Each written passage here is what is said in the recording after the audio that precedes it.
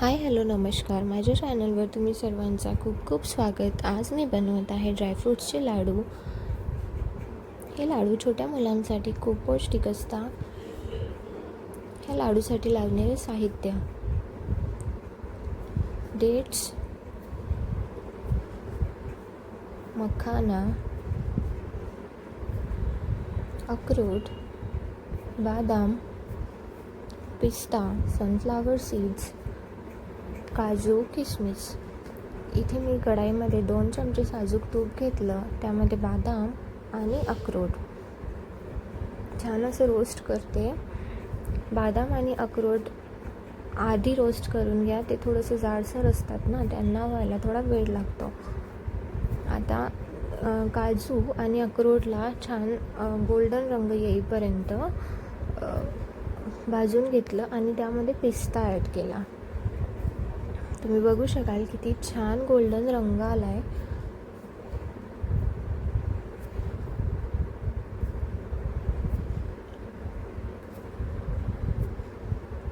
आता हे भाजून झालं आहे. आता याला थंड होण्यासाठी एका मोठ्या परातमध्ये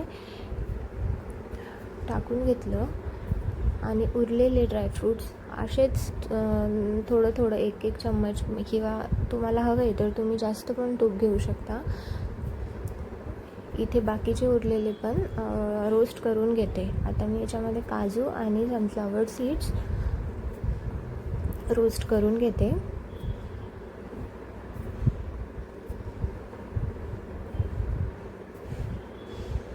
हे अगदी कमी आचवर तुम्ही रोस्ट करून घ्या, कारण काजू जे असतात ते खूप लवकर त्यांचा रंग बदलतो.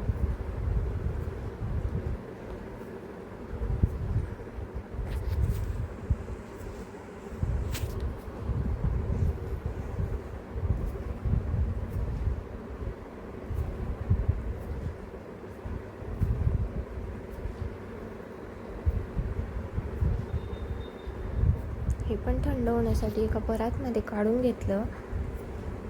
आता यामध्ये रोस्ट करूया मखाना. मखाना छान असा क्रिस्प होईपर्यंत भाजून द्या.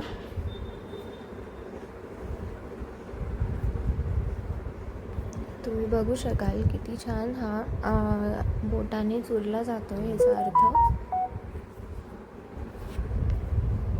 मखाना छान रोस्ट झाला आहे. आता मखाना पण बाजूला काढून थंड होण्यासाठी राहू द्या.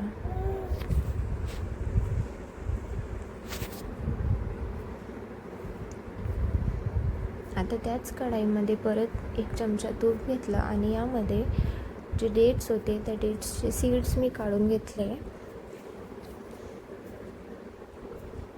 आणि हे डेट्स पण तुपामध्ये तुम्ही रोस्ट करून घ्या. आता भाजलेलं सगळं साहित्य थंड झालं आहे. मी सगळं साहित्य मिक्सरमध्ये फिरवून घेते आणि त्याची छान अशी पावडर तयार करते. मिक्सरमध्ये फिरवताना फक्त एक गोष्ट लक्षात ठेवायची की कंटिन्युअसली मिक्सर नका चालवू, कारण ड्रायफ्रूट्स जे असतात ते आपलं ऑइल रिलीज करतात. आपल्याला ऑइल रिलीज करायचं नाही आहे, ड्रायफ्रूट्समध्ये ऑइल राहून द्यायचं आहे.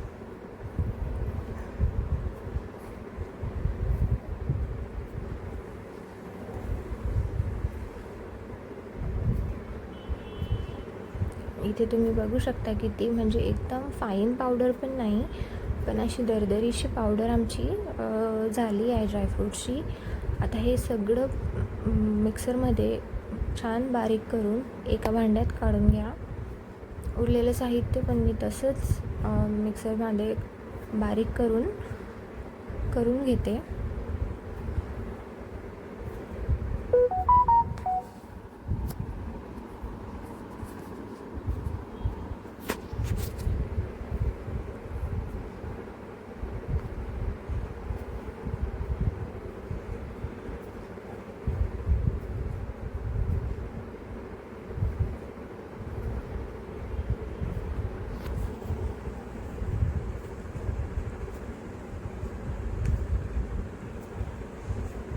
आता जे डेट्स होते ते पण मी मिक्सरच्या जारमध्ये फिरवून घेते.